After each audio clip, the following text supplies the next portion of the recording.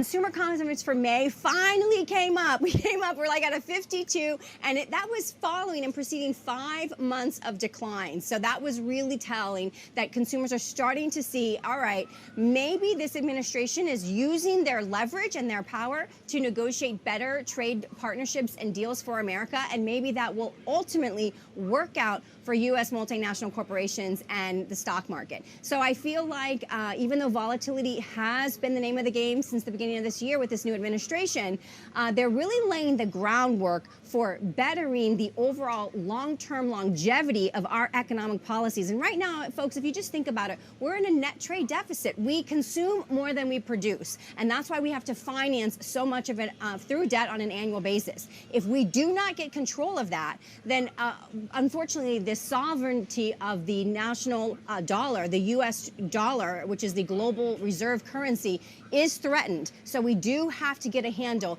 on the imbalance of our overconsumption with our less than production. Bitcoin is, as you may see, has breached the $111,000 mark, and that means that people have confidence in this blockchain technology, Bitcoin being the grandfather of it all. And so I do think that Bitcoin is going to be set for a longer term upside, and that's, I don't know the machinations back and forth. It might retrench back and then go back over 100,000 again. If it does retrench back, it's a similar situation as gold. When equities and bonds and money supply constricts, people will create liquidation events, and sometimes that will be Bitcoin that they will liquidate for whatever capital raise reasons. So don't get concerned about the gyrations, especially through the summer when we're going through tariff negotiation, and you'll see trade deals being announced, and you'll see it gyrate.